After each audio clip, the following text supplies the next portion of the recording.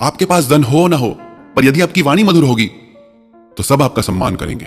आप स्वयं भी उसी व्यक्ति का सम्मान करोगे जो मीठा बोलता है।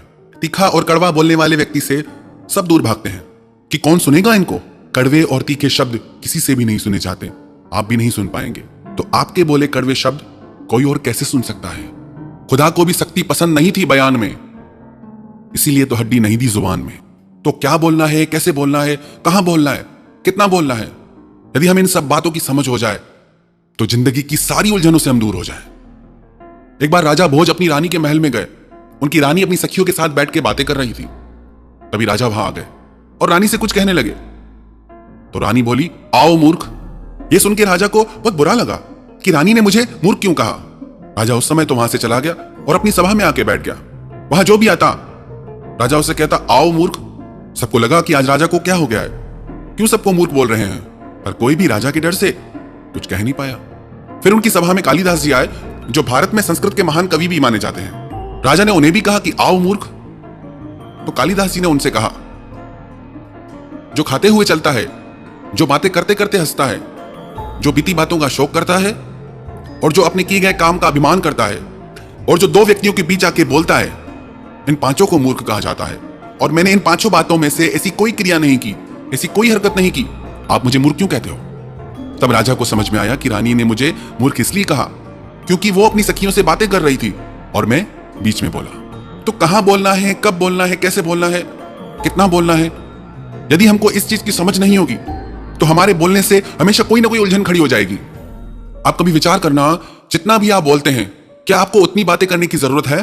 कभी ध्यान देना, जितना भी आप सारे दिन में बोलते हैं, यदि आप उसका 90% ना भी बोलें तो भी आपका काम चल जाएगा। जो इंसान बहुत ज्यादा बोलता है, सब उससे दूर भागते हैं कि इसके पास बैठे तो उसकी बातें सुननी पड़ेगी। तो उतना ही बोलें जितना जरूरी हो, उतना बोलें जितना लोग आपको सुनना चाहें। मौन में बड़ी ताकत है। यदि कोई मूर्ख व्यक्ति मौन करके बैठ जाए तो वो भी लोगों को विद्वान सा लगता है। ज्यादा बोलने वाले लोग अक्सर उलझनों में फंस जाते हैं। आप कभी एक प्रयोग करके देखना, कहीं चार लोग आपस में बातें कर रहे हो, वहां आप खड़े होकर सिर्फ उनकी बातों को सुनना, पर खुद कुछ मत बोलना। थोड़ी देर में आपको लगेगा कि कितनी फालतू बातें कर रहे हैं ये लोग, कोई मतलब नहीं इन बातों का। पर जब आप खुद भी उनके साथ बातों में लग जाते हो, तब आपको पता भी नहीं चलता कि आप स्वयं भी व्यर्थ की बातें कर रहे हो। हमारी जिंदगी के कितने झगड़े दूर हो जाएं अगर हम ये सीख जाएं कि कब चुप रहना है और कब बोलना है। हर जगह चुप रहना भी अच्छा नहीं, हर जगह बोलना भी अच्छा नहीं। हमने देखा है लोगों को कि किसी की कही बातों को कई बार वो जीवन भर नहीं भुला पाते, हृदय में बैठ जाते हैं शब्द। किसी के प्रिय वचनों को लोग हृदय में बिठा लेते हैं, कई बार किसी की कही कड़वी बातों को भी लोग हृदय से निकाल नहीं पाते। आपको आपके जीवन में कौन सा स्थान मिलेगा वो आपके बोलने पर निर्भर करता है कि आप कैसे बोलते हैं। आपके बोलने पर निर्भर करता है कि आपको सम्मानजनक जीवन मिलेगा या आपको अपमान मिलेगा। आपके बोलने पर निर्भर करता है कि लोग आपको प्यार करेंगे या लोग आपसे परेशान रहेंगे। और चीजों की चाहे हमें समझ हो या नहीं हो, पर इतना जरूर करें कि अपनी बोलचाल को थोड़ा संयमित करें, सभ्य करें।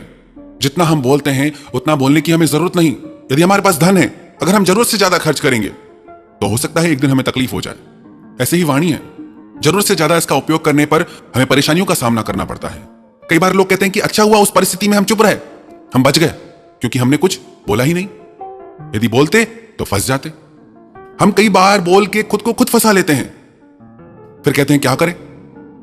तो अपनी वाणी को संयमित कीजिए और उतना बोलिए जितना जरूरी हो, और वो बोलिए जिससे आपका भला हो, जिससे औरों का भला हो, जिससे सबका भला हो। किसी की दिल टूट जाए ऐसी वाणी मत बोलिए। हां, सच बोलिए, सच बोलना भी चाहिए, पर अपनी सच्चाई में थोड़ी मधुरता भी लाइए। आप अपनी वाणी को ऐसा बनाइए कि हर कोई आपको सुनना चाहे कि थोड़ा और बोलो। ऐसी वाणी मत बनाइए कि लोग कहें कि बस अब चुप करो। आप चाहें तो अपनी वाणी से सब कुछ प्राप्त कर सकते हैं, और आप चाहें तो अपनी वाणी से सब कुछ गंवा सकते हैं। सब आपके हाथ में। आपकी वाणी का प्रभाव आपके रिश्तों में, आपके जीवन में, आपके परिवार पे, सब जगह पड़ता है। एक राजा अपने गुरु के आश्रम में अपने गुरुजी से आशीर्वाद लेने गया कि मेरा इतना जीवन निकल गया, मुझे आशीर्वाद कीजिए कि मुझे संतान प्राप्त हो, मेरा कोई पुत्र नहीं है, मेरा वंश कैसे चलेगा। तो उसके गुरु ने कहा कि तेरे प्रारब्ध में नहीं है, तुझे पुत्र नहीं होगा। राजा रोता रोता बाहर आया तो शिष्य ने पूछा क्या बात है। तो राजा ने बोला मेरा कोई पुत्र नहीं है, मैंने गुरुजी से कहा कि मुझे पुत्र चाहिए।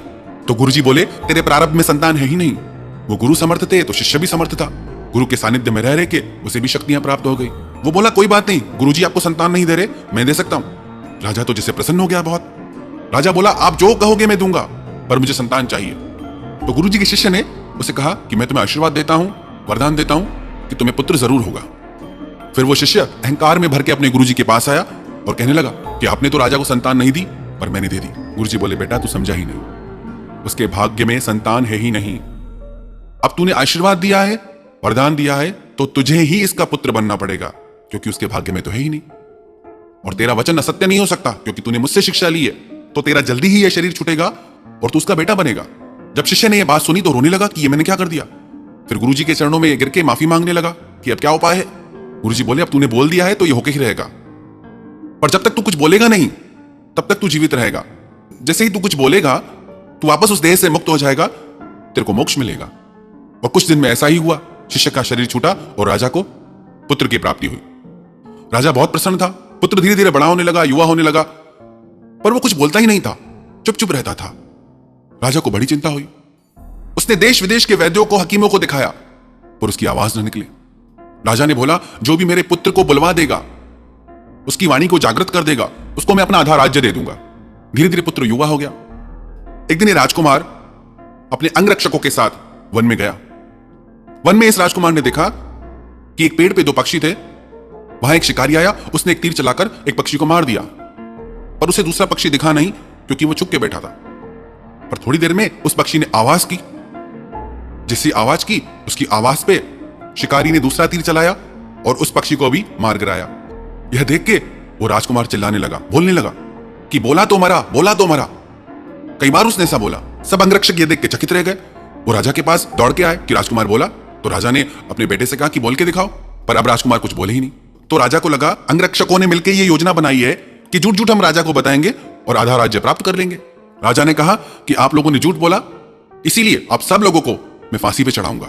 जैसे ही राजा ने यह फरमान जारी किया तो अब राजकुमार फिर बोलने लगा कि बोला तो मरा, बोला तो मरा। अब तो राजा भी हैरान हो गया कि राजकुमार बोलने लगा और बस एक ही शब्द बोलता जाए कि बोला तो मरा। तो राजा ने कहा कि आप ये क्या बोलते हो, आपने आज तक जीवन में बात नहीं की और आप बोलते हो बोला तो मरा। तो राजकुमार बोला कि मैं कोई आपका बेटा नहीं हूं, मैं उस गुरु का शिष्य हूं जिसने आपको वरदान दिया था। गुरुजी ने आपको मना किया, पर मैं बोला तो मैं मरा, मुझे आपका पुत्र बनना पड़ा। वन में एक पक्षी पेड़ के पीछे चुपके बैठा था, पर जैसे ही वो बोला वो भी शिकारी के हाथों मरा। इधर ये अंगरक्षक बिल्कुल सुरक्षित थे, पर जैसे इन्होंने बोला मेरे बारे में तो इनको भी फांसी लगने लगी।